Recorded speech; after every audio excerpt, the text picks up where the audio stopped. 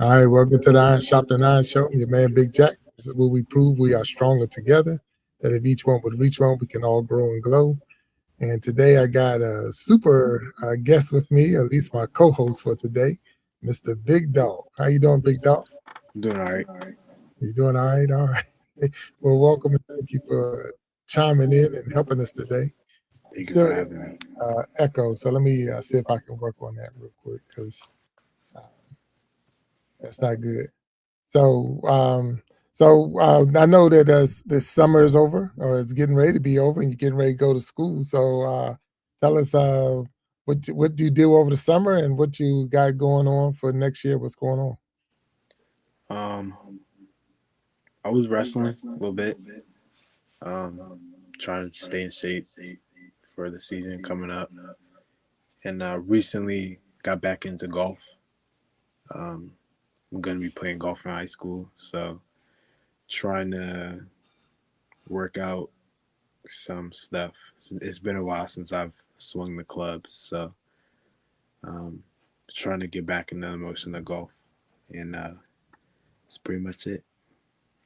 All right. So you getting back in golf. So you said you wrestled, you golf, and what grade you going into? Going in the 10th grade. 10th grade. Okay.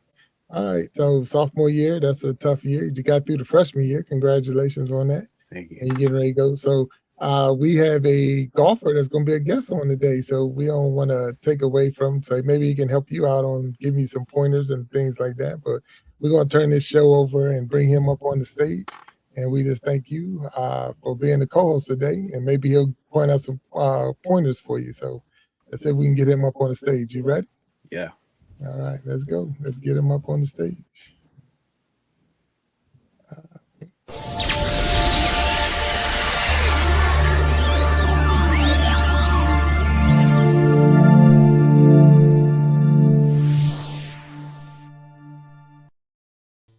All right, there he is, Mr. John Thompson. How you doing, sir? Good. How y'all doing? Doing well, doing well. Welcome to the Iron Sharpening Iron Show. I'm your man, Big Jack StoryTime. My man, Big Dog over there. Letting you know right now, we are live on YouTube. We're live on Facebook, live on Twitch. And then once the show is over, we'll make some cuts and put it on Instagram and TikTok and things like that. But this is where we prove we are stronger together, that if each one would reach one, we can all grow and glow. And I thank you for being a member or a guest on the show. Yes, sir. I thank you so much for bringing me on here. Yeah, yeah. So I've been a follower of you for years. I remember even before you was in high school, I remember seeing you out there playing the game. But for those who don't know who you are, can you tell us a little bit about yourself? Okay. My name is John Thompson. I'm from Columbia, South Carolina. Play lots of golf. Currently play for North Carolina A&T as a sophomore, going in as a computer information systems major.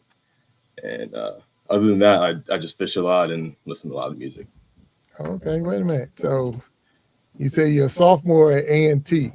Correct. Okay, but you play a lot of golf. So how long have you been playing the game? How long have you been playing the game of golf? I first played the club around 3, and then started playing tournaments, I believe, 9. Okay, so been playing since you was 3. Yes, sir. So what does that mean? You had the little kiddie clubs and just the ball kiddie around? clubs, kicking it around my dad a little bit, and then really decided to take serious later on. I got you. All right, all right. So out of all the sports, have you tried any other sports, or golf was just that one that you went in and that was it? Lots of basketball. I love basketball. But when COVID hit, I couldn't play anymore, so I just decided to take golf head on. Okay, all right. No, that's what's up. That's what's up. And you also say you fish. So are you take me out on the lake, take me out in the ocean, off the dock? What kind of fisherman? Mostly lakes and ponds. I'm a big bass fisherman, so. Oh, bass. All right. Big mouth or large mouth or small mouth? What's that? Large mouth. Okay, large mouth. All right. Now, do you tournament fish, or is it just I'm fishing Just off the lake? recreational stuff. Recreation. All right. No, I like that. I love fishing. I enjoy that. That may, it's a good pastime, good thing to do. Relax, clear your mind sometimes. Mhm. All right, that's what's up. That's what's up. So you said you're now a sophomore at A&T. So before we got there, tell us a little bit about if you don't mind, the high school years. How was it as a high school student, what did you have to do to prep yourself to get ready for college? High school student, I started out a little late. I was a little behind the game.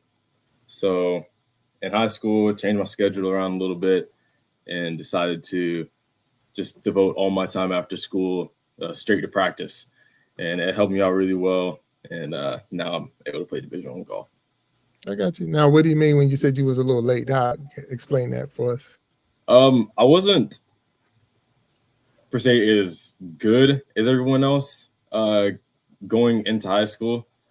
I was getting beat a lot, pretty behind, basically coming in last in most of the tournaments. But after all that practice time and stuff, I was able to bring it back pretty well. I got you. So did you do a lot of junior golf? I mean, were you in a lot of, or was it just tournaments? How prior to, like you say, for you to say you was behind, you had to compare yourself to something. So for sure, comparing yourself to, yeah. I did a lot of tournaments outside of high school. I did high school golf, varsity golf, and other than that, I played a lot of the CGA, SCJGA, and then a couple of AJGAs here and there. Okay. All right. No problem. So now, like you say, when you got into high school, you were saying some of the kids or other players were better than you. But were they upperclassmen or all freshmen? Upperclassmen at my school. And then just in my area, a lot of the kids are super good. I was like, I want to be there. So. Got you.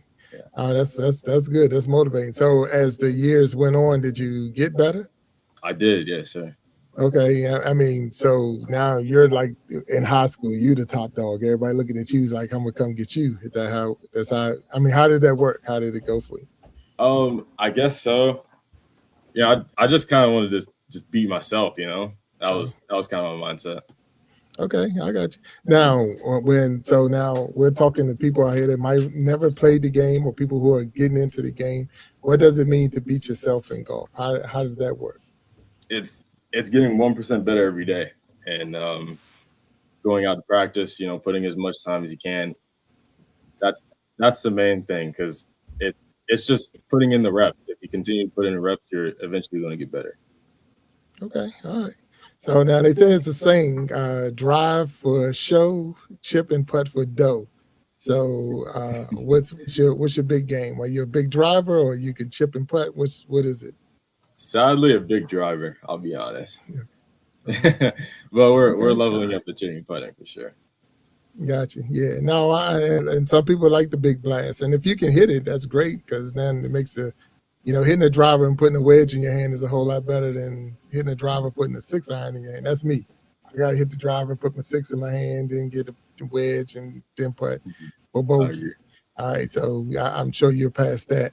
So if you could tell us what was your long drive? What's your personal best right now? Personal best? I'm not really sure. I don't really keep track of it anymore. But if I did personal best, it would probably be around 350, 360. But wow, I try to just keep it in the fairway nowadays. Oh yeah, no, that's what it's all about. That's what it's all about. So now in high school, how do y'all compete in high school? If you can remember, what was it like? Would you just go out as like you make the team and it's 10 of y'all and everybody just go play, or how does that work in high school? That's basically how it is. We played matches against schools in our area, maybe once every 2 weeks, from January to May, and then maybe a tournament once a month or so, and then states and regions and all of that. Okay, and you said match play, so they'll just match you up with another player, maybe in your caliber, and y'all just, try to play 9 holes or 18 holes and see who has the most points. Exactly. Yes, sir. Okay. Oh, no, that's cool. That really is cool. So now you're a student that's an athlete. And so how important was hitting the books and hitting the grades as far as getting through? Because now you're in college. So do you think when you was in high school that was important to make sure you hit the books and all of that? I'll be honest, it wasn't as important in high school, but especially being in college, you have to balance, tournament weeks, tests, making sure you catch up on everything. So finding a good balance between, social life, school, and golf is huge, especially going into college. And so is it a lot? So in college golf or in high school, let's just say with high school for a second, do you have multiple day events or is it just that one day event? Multiple day events. Even in high school? We had a couple here and there. Okay. 2 day All right. events. Wow. It Yeah. So wasn't I can see. anything more than 2 days. Yeah, I can see that being tough on studying, making sure that because you go out there, a round will be anywhere between let's say 3 to 6 hours you're out there and so that's going early, warming up, getting ready. And that's a good question. How important is it to get warmed up before you go out on the course? What most people just get there and then they jump out their car and then they go play. So what do you think on that? That's something huge that a routine that you can build before a tournament. Whether it's stretching, warming up, meditating, building a good routine before you go out and play is huge too. Okay. All right. I see you over there, big dog. You got any questions coming up? Anything you think? Was the transfer from Howard and NCAT, was that like where you like okay, how am I gonna ask this? Like was it hard to go from the other school? So So far, I'm sure you heard it. Go ahead. So far, it has not been. I went on my visit, saw everything, met a couple cool people. So it's been pretty good so far. I've had to get on campus and truly, live out a schedule. So other than that, yeah, it's good. All right. And we want to thank everybody who's watching right now. We got John Thompson here on the Iron Sharpening Iron Show, and a collegiate golfer out of South Carolina who's now at North Carolina A&T. We got Big Dog up here as well, and we do have a question in the chat, and it says, JT, what was the last obstacle you had to overcome? I would definitely say not playing much my freshman year at Howard. Coming from high school, I played every event every week, so it was a little weird of a change, but I think just grinding through it was what got me through it at the end of the day. Okay, all right. And I know Big Dog, he got us into the college part of it. So you were at Howard University first, so that was your first pick. So how does the transition go for college? How's the recruiting for college golf? So I played college football, so I know I did my visits and I did my trips and all of that, and they gave me a full ride at a Division I school. But how is it in college? What do you have to do, or is it just give us a breakdown on that? How does a college know that you're out there? Pretty much the same thing probably you did. Emailing the coaches, trying to call coaches, inviting them out to tournaments, going on visits, Zoom calls, the whole gist of it, trying to get offers and seeing what's best going to fit you for you. Okay. All right. And you selected a HBCU. Was that important for you to pick HBCU over any other college, or was that just how would that go? I will say I really do love the HBCU life. So it, I was just looking for the best opportunity as a well-rounded school, pretty close to home. Great scholarship offer. So it was. All right. Yeah, it was so now you're in my neighborhood. When you was at Howard, so you was in my neighborhood. So I'm out of the Washington D.C. area. So really? How was it transitioning from South Carolina to Washington D.C. even for 1 year? How was that transition? I'll be honest. I didn't like the life in Washington D.C. I'm a suburb country kind of kid, so a lot of people, a lot of traffic is not really my thing, and cold. Oh my gosh. Yeah. Right. No. Yeah. It does get cold. We do have our winters and all of that. So South Carolina Pro was a big transition, and it is busy. DC is not a easy place to navigate around. I mean, catching metro trains and buses and this, unless you're driving, and even if you're driving, it makes it tough out there. But Howard is a great university, and I'm sure, and they have a good program they're building up. So that's good. And we've had a guest on the show before. Matter of fact, I think I'm seeing Maurice Jackson down there now, had Kendall Jackson on, She came out of Howard University. So when she was on the show. So that's pretty cool that having you two, because I followed you both before you got to college, and now I'm seeing you transition. So did you put yourself in the portal? Is that how it goes as far as transferring from Howard to A&T, or was it a portal, or how did that go? Yes, sir. That is how it goes, the transfer portal. All right, so that wasn't there when I was out, so I don't know about it. So yeah, that's why I was asking. Say there was no portal when I played. You transferred, but you didn't get to transfer from a portal to whatever. So, so transferring, you just put your name in the portal, and any school that's out there. How does the portal work for those who are curious about it? So whenever you enter the transfer portal, I guess your name is just put into this huge list of kids with averages, your email and phone number, where you're from and stuff like that. I heard it's a big mumbo jumbo of just thousands of players, and it's hard to get picked up in the transfer portal for sure. You have to be really patient because sometimes you might not even get hits back, or somebody might not even reach out to you. So it's definitely got to be really patient in the process. Yeah. No, that's interesting that you're saying that, because you put your name. So you had to have some type of game to put your name in the portal. Yeah. And then these schools are looking for players, and they decide to pick you out of all the players. Was A&T a school that you already wanted to go to? Is that something, or did you just get picked up by a school and like, I didn't want to go there? Was that a school you wanted to go to? Right? I did want to go to A&T. Okay. Was that so like I know when I was going through the recruiting process, I had 5 visits. So that's all I was allowed from the NCAA. And you had the 5 visits and you went on. So you had like pretty much like 5 choices. So A&T was one of your 5 choices. That's to say that in the beginning. It was. Okay. Well, congratulations to be able to get to the school that you wanted to go to. And there was another question in there. It says your personal best score.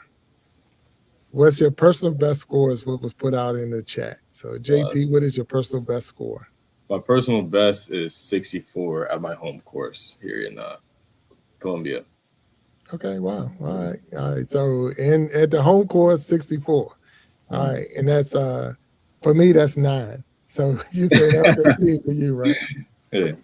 Okay, all right. So no, that's good. And what's your practice routine? So when you're going out, what's your practice routine?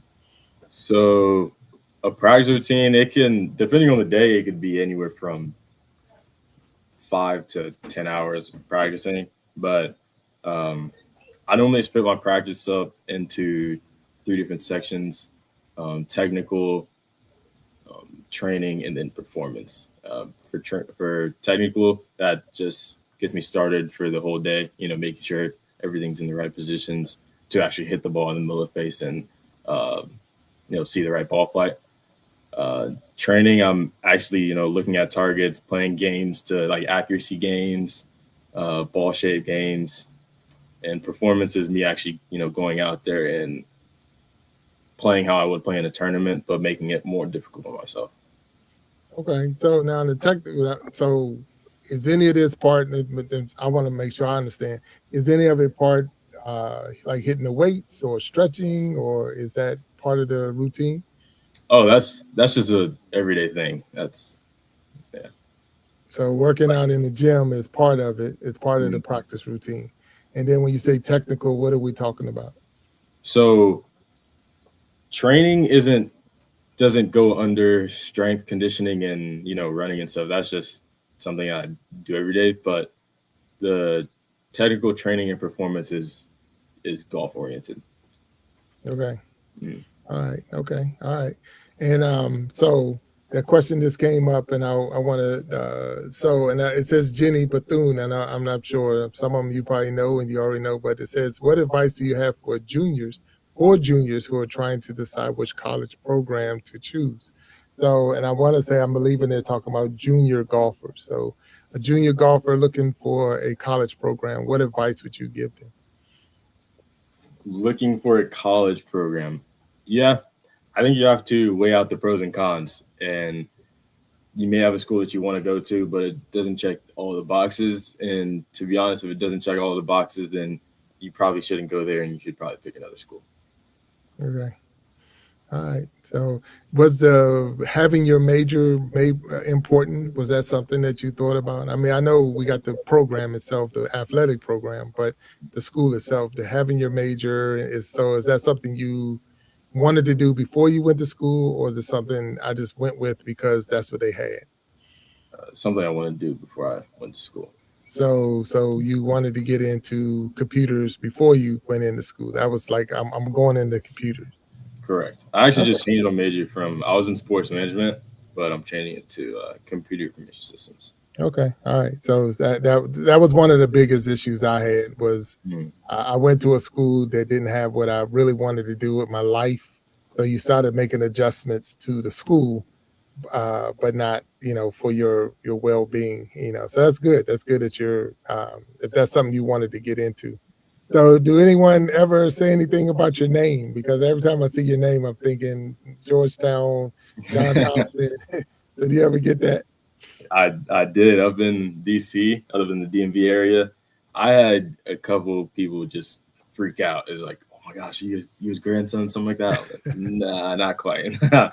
So yeah, a couple times. I was saying, being up there, having that name, I know you catch a lot, man. So that's pretty cool. Yeah. So we got one down there, and we thank everybody for putting the comments and the questions in the chat, and thank you for tuning in to the Iron Sharpening Iron Show, part of the Iron Sharpening Iron universe. If you haven't already hit that like button or hit the subscribe button, please hit the subscribe button and the like button, because we bring you real people, real conversations, and real stories. And the question, JT, it says, do you have a favorite meal before game? And if so, what is it? Honestly, whatever my mom cooks. Well, whatever comes goes. So. Okay. All right. Wait a minute. So in college, mom ain't cooking for you in college. So you might have a favorite meal. I'd probably say normally I just eat rice, eggs, and chicken and just throw it into a big plate, and that's my nutritious meal before.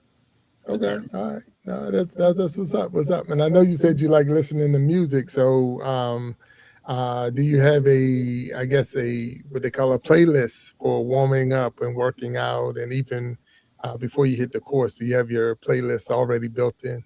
I do. I listen to jazz before I go play normally. Okay. All right. What's up? So now help me, because I don't know. I don't know. So in college, even in high school, you're one-on-one against somebody, match play. Is any trash talking going on during this? With a teammate or a random person? Teammate, definitely. A lot of trash talking going on, yeah. But all right. So what is that like out on the course with your teammate talking trash? How does that work? It's fun. Normally we're playing for something, whether it's over dinner that night or anything of that sort. It can get pretty competitive out there. So okay, so really the opponent that you're going against is just in the way, because you're really going against your teammate. Yeah, I'm really trying to be them. You just happen to be here today. Okay, all right, that's cool. That's really cool to think about. Like, I'm not even worried about you. I'm just focusing on that. All right, so that's good. So what's your routine? I mean, I'm asking now, what's your routine sitting on the box? So you're sitting on the box, you're getting ready to tee off for the first hole. So you're in the first tee, they just announced your name, and you're standing there looking down the fairway. What are you thinking in your mind at this time?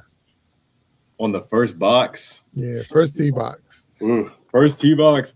If I have a driver in my hand, I'm just thinking just swing hard, because it's better. Honestly, it's just better for me to think about that than anything, I guess, technical about my swing, because then you just get to thinking so much. Your heart stops beating fast, and you might as well just swing hard at driver and see what happens. Oh, wow. Okay. Yeah. So now you just get up there and say, this knock, I'm getting it out of here. I'm killing it. Yeah, you kind of have to. Yeah. Okay. All right. So in college, you're allowed to use carts, right? You can actually use a push cart or whatever, or do you need a caddy? How does it work in college? You don't get a caddy in college tournaments. I don't use a push cart personally. I just carry my bag, but you can if you need to. Okay. All right. And you can use the range finders and all in college? Correct. Yes. Okay. All right. Okay. Now, do y'all study the course? Is it a lot of film, or how does it work for practice as far as the coach getting a team ready? How do you break the course down? We kind of have our own things we do. I normally try to get intel from a course before from someone, watch a video, study it online, and then piece all that together when I get onto the course for the practice round. I got you. No, good question. Good question. I mean, that's a good comment on that right there. All right, so you're leaving Howard and you're at A&T. Have you actually played at A&T yet? Not yet. This will be my first year upcoming. Okay, all right. So, what are you expecting this year at A&T? What that's a big change from one to the other. So, what are you expecting? I'm expecting some great things. I love the coach there. She's really cool. Great courses that we practice at. Amazing tournaments we play. A lot of opportunities there for sure. And I love the campus too. So I'm expecting great things. Okay. All right. So can you help us, those who don't know and want to know, and especially got kids or that's like say juniors that's going into the college, what is the work balance like between practice and class and all of that, even in your freshman year? How was that transition? What was the balance like for you? The transition was not bad, honestly. We'd have workouts in the morning, probably around 6:30 or 7 o'clock, and then got to go to class directly after that. Come back maybe 11 or 12, and then eat, go straight to practice, come back, and then you just got to do your homework around 8 or 9 o'clock and then go to bed after that. Okay. All right. So now, what was your workload as far as class-wise? Did you just have the required, 12 hours, I think, of classes, or how did you overload yourself or whatever? Mm-hmm. I did 15 credits per semester. Okay, 15 hours. All right. Okay. And college, you still got to stay eligible, so you still got to have at least a C average, right? Right. Yeah. Is it still a C? I'm not sure. Is it still a C average? I think it's still a C. I think like a 2.5 is the minimum you can have on a college. Yeah. Oh, so the minimum. So it's not just a C, because I think that's 2.0. So you're saying you got to carry at least a 2.5. Correct. Which is good. You don't want to go in there and just barely make it through, because I mean that's you don't want to just barely make it through. That's what a lot of people do. Yeah, I'm gonna take basket weaving for 4 years and then I'm gonna come out. No, that's not gonna work. So you definitely don't want that. So now, what is the goal? What is the goal? So you're gonna get through A&T, and I'm gonna say more. What's a dream over a goal? What's a dream for you as far as the game? Winner on the PGA Tour for sure. So you want to make it to the tour? Oh yeah. Okay. All right. Is that something that you got once you started playing in high school and college, or is that something from 3 years old? Like, I'm gonna be the next and name a player. High school. Probably started freshman year, just when I really wanted to, take this head on and try to make it to the PGA Tour. Okay. All right. That's cool. No, that's really cool. So, do you know anyone who's already done that? And I guess the next steps from college and to keep moving on. Do you already know the plan, or you have a plan? Not really a plan. I think I just take it head on. I mean, take hold of all the opportunities that I have and play the best I can. I think that's just the only real plan somebody could actually have. There's not a direct path. There's so many different paths. So just taking hold of all the opportunities that you have for sure. No, I respect that. No, I appreciate that. So I got a couple of questions that came up, and I'm thanking everyone who has tuned in to the Iron Sharpening Iron Show. We got Mr. John Thompson here with us, and not John Thompson from the Hoyas, but no, just joking. But John Thompson here with us. We got my man Big Dog up there, co-hosting with me today, the silent assassin over there in the corner. But this question is for Big Dog. It says, this question is for Big Dog. It says, you said that you were starting golf again for high school. What made you want to start again, and why did you stop? So that's for you, Big Dog. Well, I stopped because I was playing other sports. I was playing basketball, starting up again with football. So, like, it kind of went away from golf. And going into my sophomore year in high school, I didn't want to play football and golf at the same time. So I was like, my options were cross country and golf, not a cross country runner. So I was like, okay, I'll pick up golf again. And then I had to get back into it since I wasn't playing golf for so long. So I try to get back into it before the season starts. All right, good answer. Good answer. I hope that answers the question out there. And Thompson, this is for you. It says, are there NIL opportunities for golfers in the HBCU schools?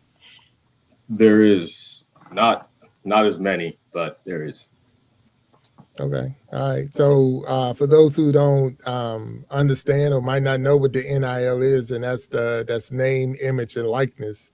And those are the deals that you can get for basically your using for them to use your name, your image, your likeness. Like if it was a college golf video game and they had John Thompson out there playing golf, someone needs to pay John Thompson for using his name and his image and his likeness. And you'll see a lot more in football and basketball and baseball. And it's a big thing in schools now where they're getting NIL deals. They're getting sponsorships even in college. And some of them make more in NIL deals than they make in contracts in the pros.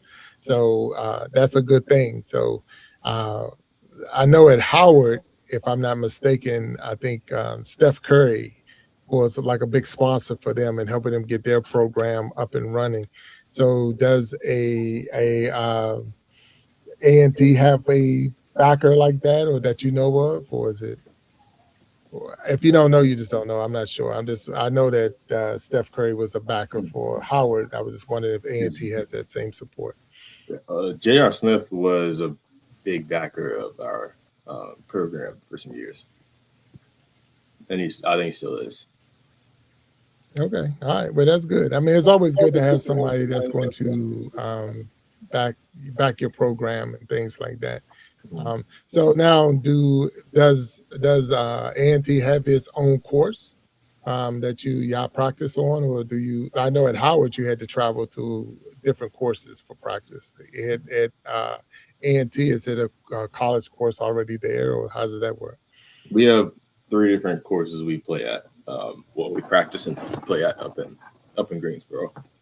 Okay, all right. And that was going to be my next question. So, what part of and it's in North Carolina? So, Greensboro, North Carolina, is where A&T is located. Okay. Is there any other universities nearby, or how does the schedule work? You only play against HBCUs, or do you play against other schools around? We play against every school. UNCG, so UNC Greensboro. We play 2 of their events. I think we play UGA's event. We play Davis's event. So I think UNC Wilmington also. We travel to Puerto Rico for a tournament. So we don't normally play HBCUs. It's maybe 1 or 2 out of the 11 tournaments we may play that have HBCUs in them, but we're mostly playing against everybody on the D1 level. Okay. Oh, that's good. That's good.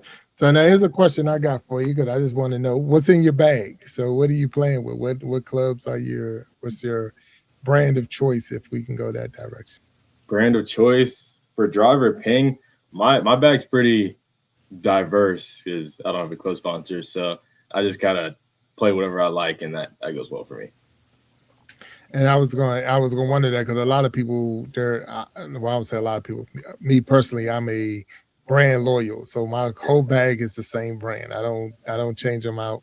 But what do you think on that? Do you have to have the same brand, or like say you got a diverse bag? So it's just whoever makes the best putter, the best driver, the best this, and that's who you're going with?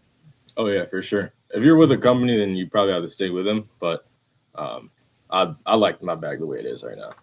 Okay. All right. That's good. That's good. So take the driver out. What's the next favorite club in the bag? putter. I have putter. a Odyssey Toulon Austin that I really love. Okay, all right. So, and what ball of choice? What's the ball? Tyler's probably one. Okay, the Pro V1s. Okay, so you got the big balls. You For got sure. lose one of them, you just lost $10. Yeah. So that's how amateurs look. That's how we Yeah. look at it. Yeah, it's some expensive balls. So now we going to an event and you're in school. You're going to an event. What's in the locker? How does that work in college? What's in your locker? What do you mean as in locker? Meaning, I know like in the pros events, they show up, they have a case of balls already in there for them. They might have a towel and a bottle of water. What's it at? So how does the college prepare you for, here you are. I know I'm hoping you don't have to go buy your own balls. I hope you don't have to, so do the college supply anything for you? Oh yeah, we get our own golf bags at the beginning of the season. Outfits to choose from, fitness gear, socks, shoes, hats. We get golf balls normally for every tournament, gloves before every tournament, and then the course book that we have going into the tournament. Gotcha. Okay. No, that's cool. That's cool. Another question came out there. What do you like to do in your downtime? So now you're not on the course, you're not working out, and you said 10 hours of practice. So that's in school. So there's sleep is probably your only downtime. But but what do you like to do in your downtime? Fish. Love to fish after a long day on the course. After a tournament, I'll fish. Day where I'm not doing anything, I'll fish. Yeah, just fishing and eating, honestly. Okay, all right. There's nothing wrong with that. All right. So here's a question: have you ever done tournament fishing? Because bass is a big tournament fish. Not yet. I kind of want to, but Right. I haven't found the time to actually enter a tournament and I got you. just fish the lake that we'll be doing in the future. So Okay, all right. So now you say the dream is to play at the next level. So the next level for you would be the PGA, and I know there's so many different ways to get to that, to the PGA. That to say we use the Corn Ferry Tour, so we're going to use Q School and things like that. So what's Plan B? So Plan B, I know you said computer. The majors computers. That's not really a plan. I mean, it's either go big or go home with golf, and computer information systems is something I'm just interested in. And if I have to do it, then I will. Got you. But we're gonna play. I like that because it's funny. I was looking at a poster or a billboard on one of a school, and they said, "What if the plan works?" And a lot of times we don't think about the plan working. We always have a plan B and a C and this and that. But like, what if the plan works? So that's why you're putting a plan together, and I like your answer because of that fact that you threw it out there. That this is it. We're gonna make this thing work. We're gonna make it happen. That's pretty cool. Just like you said when you walked into high school. Yeah, my God, I'm gonna get these people. I'm gonna be better than them, and this and that. So when you came out of high school, and I know I'm taking you back a little bit, were you? I know you were better than, but was your name on the board or on the wall now? People know who you are. They walk in their high school and they're like, "Hey, you remember John Thompson? Oh yeah, man, he was a." Is that what they're thinking about you? I don't think I'm anywhere. My name's playing anywhere, but a couple people know me. Not everybody, but just a couple. Okay, all right, okay, no, it's okay, it's okay.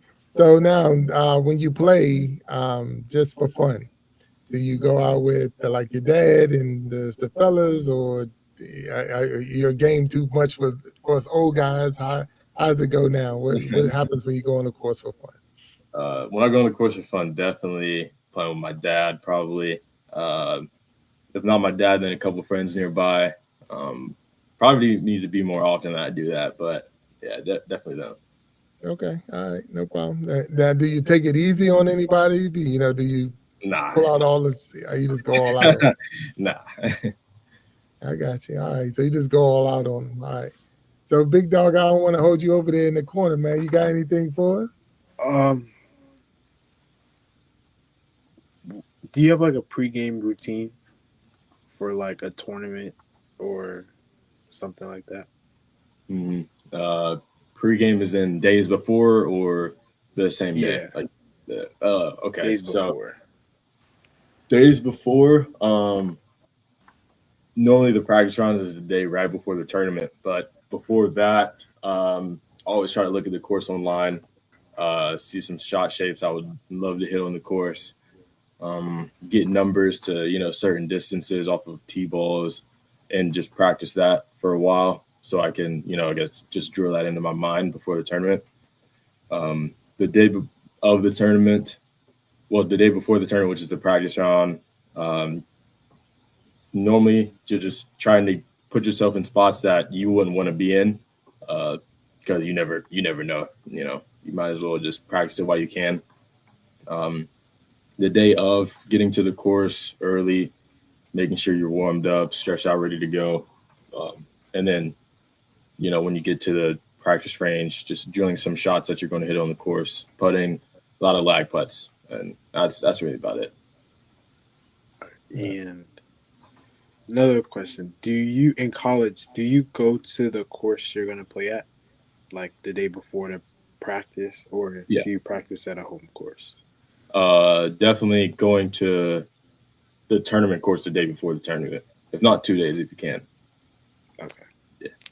Wow. So it's I guess there's a lot of traveling in the golf world. Yeah. Definitely, yeah. So how does that work for you as far as school?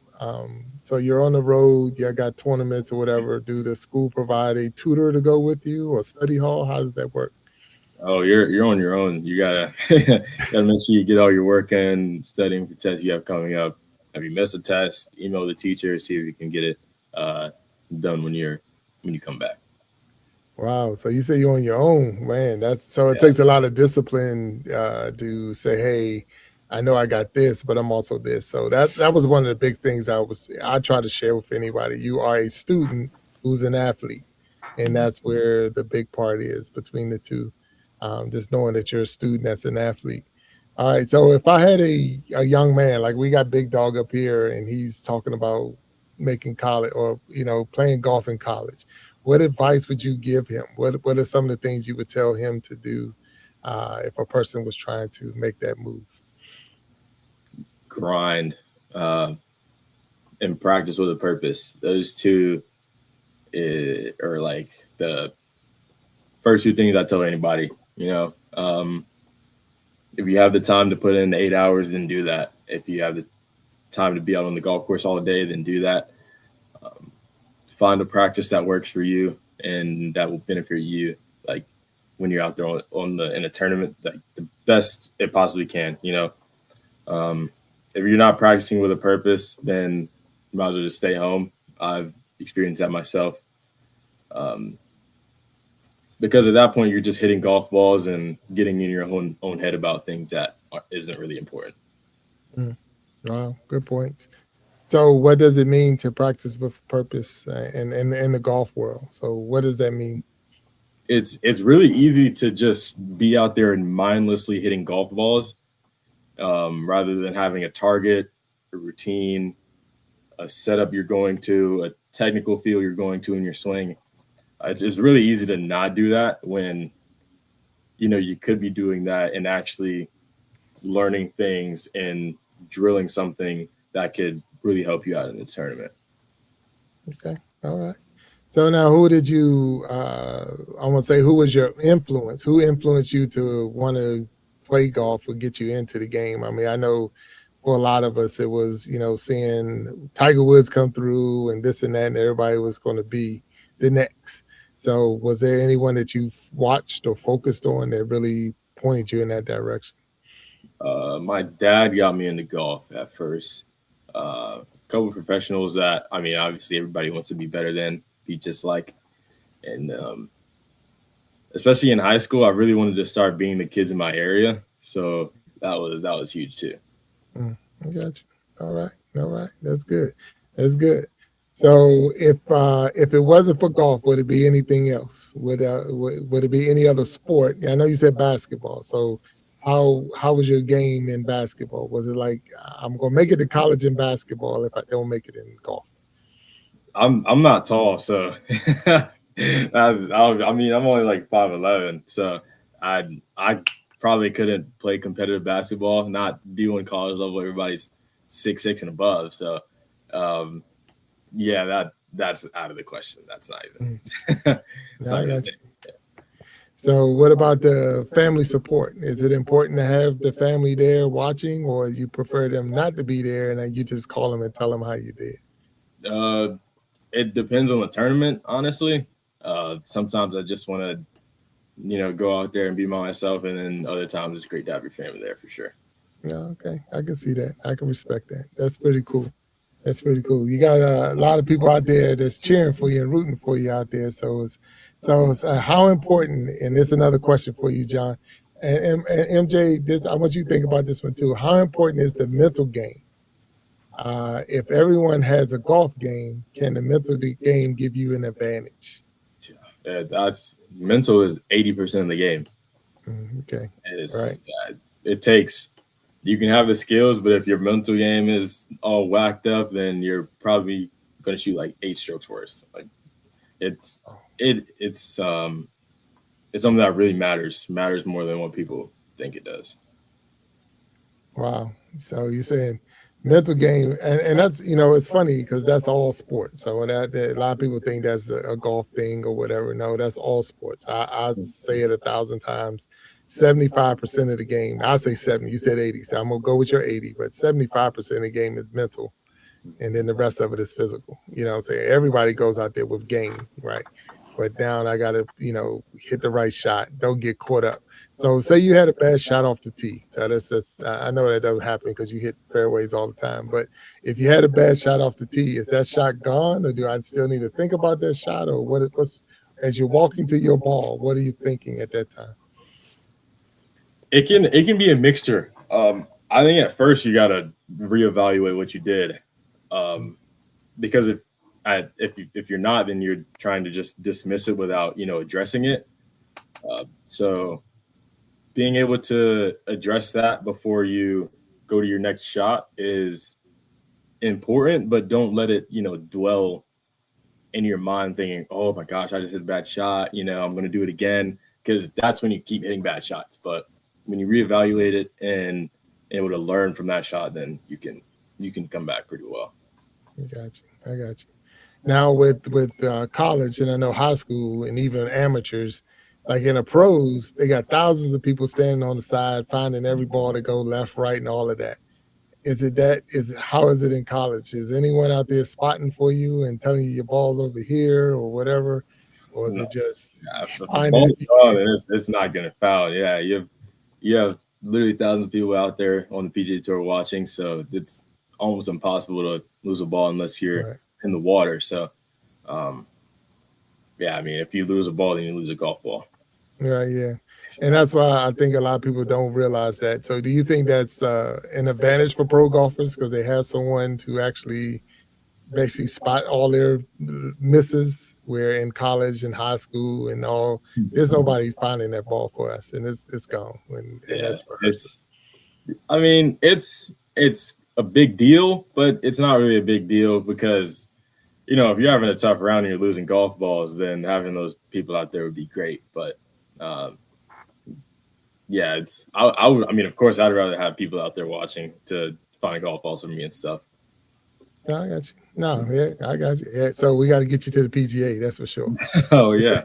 So what's your favorite? There's a question for you. What's your favorite course and why? Favorite course? Hoopy Match Club out in Cobbstown, Georgia. I got to play that course through the Underrated Tour, through a selection of golfers. But that was my favorite experience in golf, for sure. Okay. Amazing course, great people. Met some pretty cool brand owners and stuff. So that was, I loved it. I want to put you on the spot over there, big dog. Would you remember your favorite course?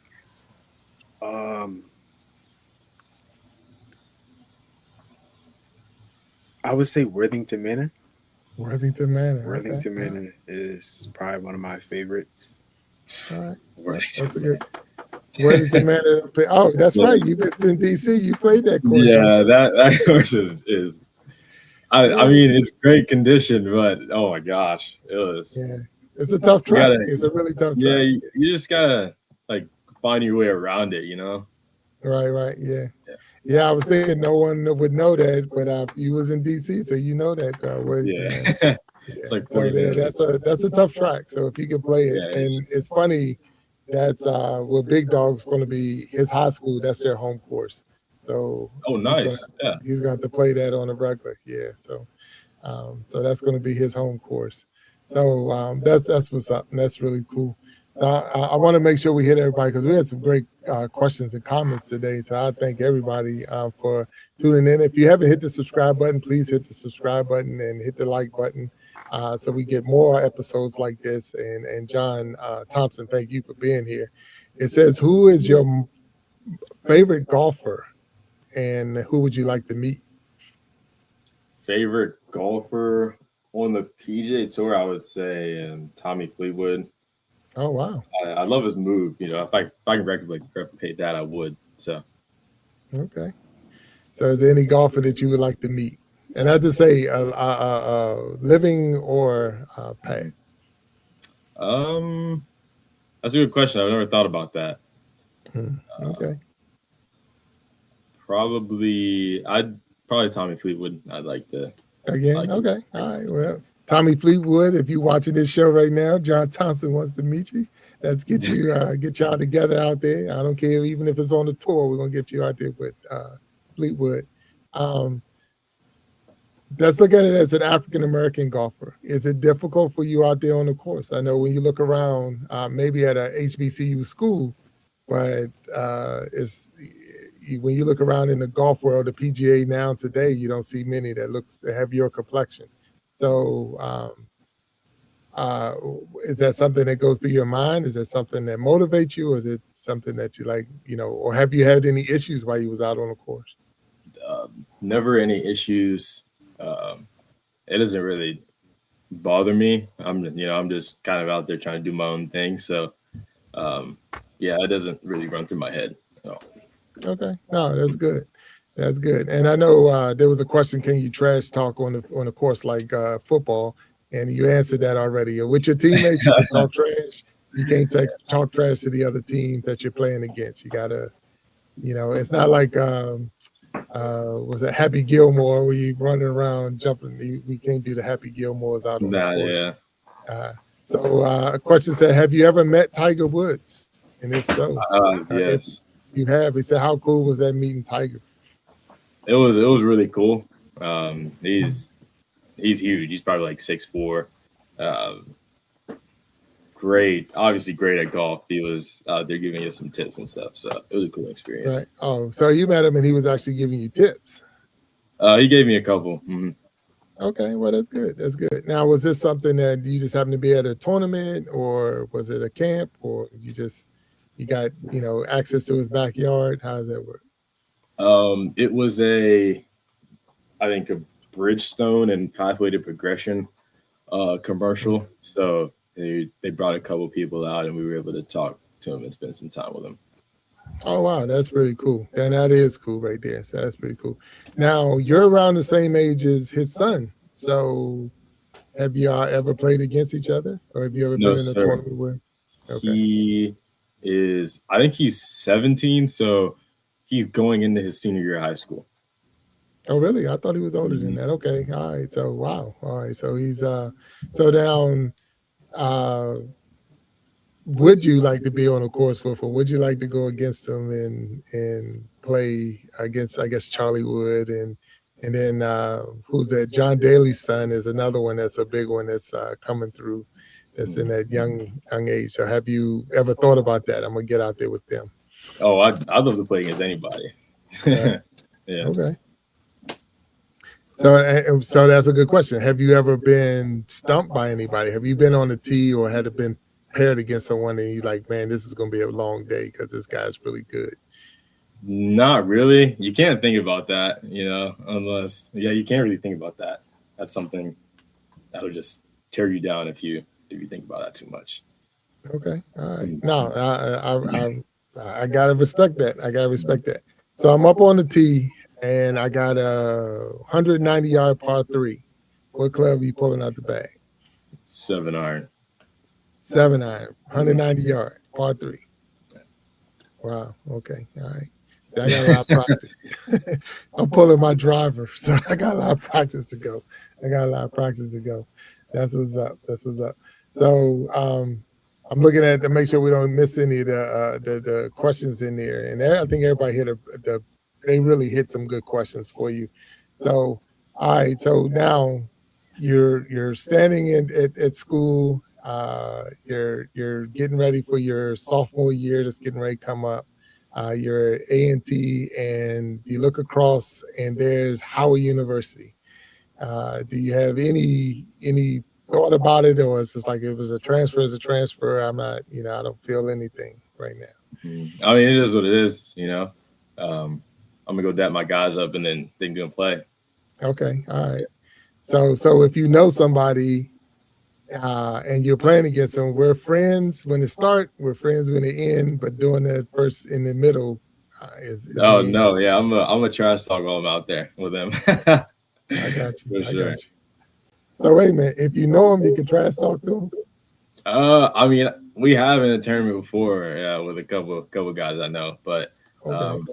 I like to keep it calm for the most part. I got you. So has anyone from your high school teams went to college? Did anyone else go other places around the country? No, sir. That was just me. What? So wait a minute. You came into the high school program, you said you was not the best out there, and then as you went through the program, you became one of the better players, and you went on to college, and they didn't go to college? Well, my first year there, which was in 7th grade, one guy went to Coastal Carolina to play golf, but I don't think anyone else since then except me went to go play college golf. Okay. And I know this was probably mentioned before. We did mention it before, but the question came up again, and I want to make sure that we try to ask this question because they ask it. What sold you on A&T? What was that deal breaker right there? Like, I'm coming. And I know you said because it's closer to home, but what else was the sell for A&T? I really liked how the coach responded to things. She seemed really level-headed about certain situations and responded well to questions and how you may experience a tournament. So that was a major factor of why I went there. Right, got you. So have you ever been in a televised event for golf where we actually could watch you play walking down the green? It's Golf Channel and all of that good stuff. No, sir, not a televised event. Okay, all right. So I know that's coming. That's getting ready to come. So get ready. So, hey, John, look, I know it's hard to believe for me that it's been an hour and we're wrapping up this show, but I want to thank you for being a guest on the Iron Sharpening Iron Show. Look forward to seeing you play, following you in North Carolina A&T. I got to find that schedule and get all that up so I can make sure that have a idea what's going on. I remember, again, I know we had another guest on the show, Miss Kendall Jackson, and I will follow everything that she was doing. So I'm gonna have to definitely make sure I tune in and follow what you're doing because I feel vested in seeing you be successful, and I want to see you make the Q school and all the other schools, because I know right now they got what they call the big break out there. Is that something that you would like to get on? I know the Golf Channel got that show, The Big Break, where people breaking glass with their driver and this and that. Mm-hmm. Is that something that I've you honestly never heard of that? Huh? I've honestly never heard of that. I don't watch on TV. Okay. I got you. Okay. All right. No problem. Is it, do you and Big Dog have a financial responsibility? If so, name one. Okay. I don't know what the question is. Well, this is one thing for a lot of people, and we got a couple of seconds left. Is it expensive to play the game? Very. Okay. So if you're a parent out there and your kid is talking about getting into the game of golf, it is very expensive to play golf. So for what I even know, like I said, and I know John could probably tell us more, just getting your bag in one way, that's expensive. The drivers, the irons, the putters, the balls, the practice time, getting out there on the course. Most courses will support you if you're in there, give you more practice time and things like that. Having a personal trainer, because you would need do you? And I know we can go over just a little bit. You have a coach for putting? I have a coach for putting and then ball striking and chipping. Right. And so that's 3 different coaches, or just 2 coaches? 2 coaches. 2 coaches. So 2 different coaches, and then that's not even including weight training. That's a whole different person as far as putting you in the gym and giving you the workout, if I'm not mistaken. Okay. Depends on who you are, but I did a lot of strength and conditioning in high school, so I kind of know what to do. You got it. Okay. And then you got your the nutritionists. They tell you the proper diet and sleep and all that good stuff. Right. Yeah. You say your mom? Yes, sir. Okay. That's good.